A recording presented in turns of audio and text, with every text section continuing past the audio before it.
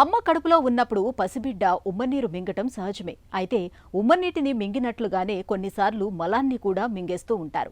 గర్భాశయంలో ఉన్నప్పుడు ఉమ్మనీటి నుంచి బిడ్డ పేగుల్లోని ద్రవాల నుంచి పేగుల పైపొరల నుంచి లవణాలు ఆమ్లాలు ఇవన్నీ కలిసి మలంగా పోగుపడుతూ ఉంటాయి.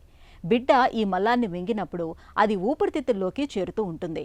ఇలాంటి పరిస్థితుల్లో కాన్పు జరిగినప్పుడు పసిబిడ్డకు శ్వాస కష్టాలు ఎదురవుతూ ఉంటాయి. మెకోనియం ఆస్పిరేషన్గా పిలిచే ఈ సమస్య గురించిన పూర్తి వివరాల్ని ఇప్పుడు తెలుసుకుందాం.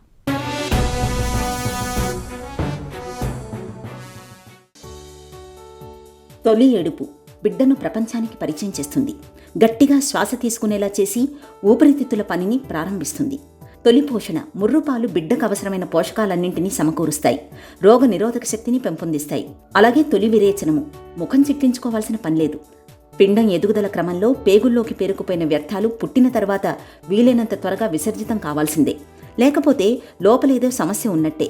పసిబిడ్డ తొలి విరేచనం ముందు ఆకుపచ్చ రంగులో ఉండి ఒకంత నలుపుతో కూడిన రంగులో ఉంటుంది. దీన్నే మెకోనియం అని పిలుస్తారు. సాధారణంగా బిడ్డ పుట్టిన 24 గంటల్లో విరేచనం బయటకు వచ్చేస్తుంది. కొందరికి 48 గంటలు పట్టొచ్చు. కొన్ని సందర్భాలలో బిడ్డ మలం ఊపిరితిత్తుల్లోకి చేరుకుంటుంది. ఈ రకమైన పరిస్థితిని మెకోనియం ఆస్పిరేషన్గా పిలుస్తారు డాక్టర్లు. బేబీలు మొట్టమొదటిసారిగా మోషన్ పాస్ చేస్తారు. దాన్ని తెలుగులో మట్టు అంటారు, ఇంగ్లీష్లో మెకోనియం అంటారు. సాధారణంగా పిల్లలు పుట్టిన తర్వాత మొదట 1-2 రోజుల్లో ఈ మోషన్ అనేది పాస్ చేస్తారు. అది సాధారణమైన విషయం. కొంతమంది పిల్లలు గర్భంలో ఉండగానే ఈ మోషన్ని పాస్ చేస్తారు. అది సాధారణమైన విషయం కాదు. అలా గర్భంలో మోషన్ పాస్ చేసినప్పుడు అది ఉమ్మనీరుతో కలిసి అది ఊపిరితిత్తులోకి పొట్టలోకి వెళ్ళే అవకాశం ఉంటుంది. ఈ మోషన్ అనేది కొంచెం గట్టిగా ఉన్న మెటీరియల్ అనమాట. అది ఊపిరితిత్తులోకి వెళ్ళినప్పుడు మనకి చాలా సన్నగా ఉన్నటువంటి ఊపిరితిత్తు నాళాలన్నీ బ్లాక్ అవుతాయి. బ్లాక్ అయ్యి బేబీకి ఊపిరి తీసుకోవడంలో చాలా ఇబ్బందులు వస్తాయి. అవన్నీ కలుపుకొని మనం మెకోనియం ఆస్పిరేషన్ సిండ్రోమ్ అని చెప్పి అంటాం. బేబీ పుట్టిన తర్వాత మోషన్ పాస్ చేస్తే అది నార్మల్ అండి. బేబీ పుట్టక ముందు పొట్ట లోపలే మోషన్ పాస్ చేసిందంటే అది సమ్ అబ్నార్మాలిటీ ఉంది. బేబీకి గర్భసంచి లోపల సరైన ఎన్విరాన్మెంట్ లేనప్పుడు ఈ విధంగా మోషన్ పాస్ చేసే అవకాశం ఉంటుంది. బేబీ ఎదుగుదలలో లోపాలు ఉన్నప్పుడు ఐయూజీఆర్ బేబీస్ కానీ, లేదంటే బేబీకి ఏదైనా ఇన్ఫెక్షన్ డయేరియా ఇన్ఫెక్షన్ పొట్టలో ఉన్నప్పుడే వచ్చినప్పుడు, అంటే లిస్టీరియా ఇన్ఫెక్షన్ వచ్చినప్పుడు కానీ, లేదు అంటే కనుక పోస్ట్ డేటెడ్ 44 వారాలు దాటేసిన టర్మ్ బేబీస్కి కూడా ఇలాంటి అయ్యే అవకాశాలు చాలా వరకు ఉన్నాయి. పుట్టిన తర్వాత తల్లిపాలు తాగడానికి సన్నద్ధం కావడానికి వీలుగా గర్భస్థ శిశువు ఉమ్మనీటిని మింగుతూ ఉంటుంది. ఉమ్మనీరు బిడ్డకు పోషకాలను అందించడంతో పాటు ఎదుగుదలను ప్రేరేపిస్తుంది. మలం దీని నుంచే పుట్టుకొస్తుంది. అయితే కొన్నిసార్లు తల్లి కడుపులో ఉండగానే విరేచనం పడిపోవచ్చు. బిడ్డ ఒత్తిడి, షాక్ వంటి వాటికి గురైనప్పుడు కండర బంధనాలు వదులై విరేచనం బయటకు రావచ్చు. పిండం తగినంత బరువు పెరగకపోవడం, 40 వారాలు దాటినా కాన్పు కాకపోవడం, గర్భిణీ మధుమేహం, తల్లికి అధిక రక్తపోటు, ధూమపానం వంటివి దీనికి కారణం కావచ్చు. కాసేపట్లో కాన్పు అవుతుందనగా విడుదలైతే ఉమ్మనీటిలో మట్టు ముద్దలు ముద్దలుగా కనిపిస్తుంది. ఉమ్మనీటిలోనే మట్టు విడుదలైతే మరకలు ఏర్పడవచ్చు. దీంతో బిడ్డ చర్మం గోళ్లు రంగు మారిపోవచ్చు. ఇదేమీ హాని కలిగించదు. కానీ మట్టు ఊపిరితిత్తుల్లోకి వెళితే శ్వాస తీసుకోవడం కష్టం కావచ్చు. అందువల్ల వీరికి పుట్టిన వెంటనే సక్కడితో శ్వాసకోశం పైభాగాన్ని శుభ్రం చేయాలి. లేకపోతే విరేచనం గాలిగదుల వరకు చేరుకోవచ్చు. ఇది ప్రమాదకరమైన పరిస్థితి.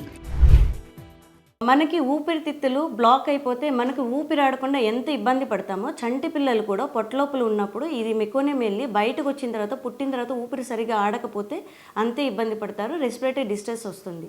సో మనం అప్పుడు వెంటిలేటర్ మీద పెట్టినప్పుడు కూడా మనం ఇచ్చే గాలి వెంటిలేటర్ ద్వారా ఊపిరితిత్తులకి వెళ్ళడానికి చాలా ఇబ్బంది అవుతుంది.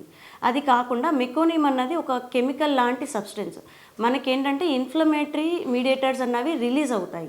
సో ఊపిరి సరిగా ఆడదు. దాని మీదట ఇలా ఇన్ఫ్లమేటరీ మీడియేటర్స్ రిలీజ్ అయినాయి అంటే ఊపిరి తీసుకోవడంలో చాలా ఇబ్బంది అవుతుంది పిల్లలకి. పిల్లల్ని డెలివరీ చేయడానికి ముందు గైనకాలజిస్ట్ డాక్టర్ గారు అవసరమైతే ఆర్టిఫిషియల్ రప్చర్ ఆఫ్ మెమరీన్స్ అని చేస్తారు. అప్పుడు కనుక ఏమన్నా మెకోనియం ఉమ్మనీరు కనుక మెకోనియంతో స్టెయిన్ అయింది, ఎల్లోగా ఉంది, లేదంటే గ్రీన్ కలర్లో ఉంది అంటే మెకోనియం స్టెయిన్ అంటారు. సో అలాంటి కండిషన్ ఉంటే కనుక గైనకాలజిస్ట్ డాక్టర్ గారు చెప్పినట్టుగా డెలివరీకి మనం అయితే నార్మల్ డెలివరీకి, లేదంటే ఎమర్జెన్సీ సిజేరియన్ డెలివరీకి వెళ్ళాల్సి వస్తుంది. అప్పుడు డెలివరీ అయిన తర్వాత బేబీని చూడాలి. బేబీకి ఒళ్ళంతా కూడా అదే మోషన్ అంటుకొని ఉన్నా, లేదంటే బేబీ అంబ్లికల్ కార్డ్ మీద మోషన్ ఉన్నట్టు కానీ మనకేమన్నా సూచనలు ఉన్నా, వేళ్ళకి కానీ మోషన్ అంటుకుని ఉండి బేబీకి శ్వాస తీసుకోవడంలో ఇబ్బందులు ఉన్నాయి అనుకుంటే మెకోనిమ్ ఆస్పిరేషన్ అయిందని మనం ఒక డౌట్ పడవచ్చు.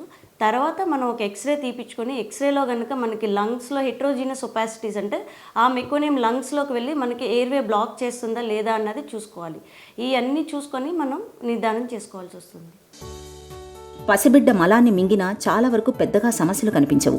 శ్వాస కాస్త కష్టం కావచ్చు, ఆక్సిజన్ ఇస్తే కుదురుకుంటుంది. ఒక 10% మందిలో తీవ్రం అవ్వచ్చు.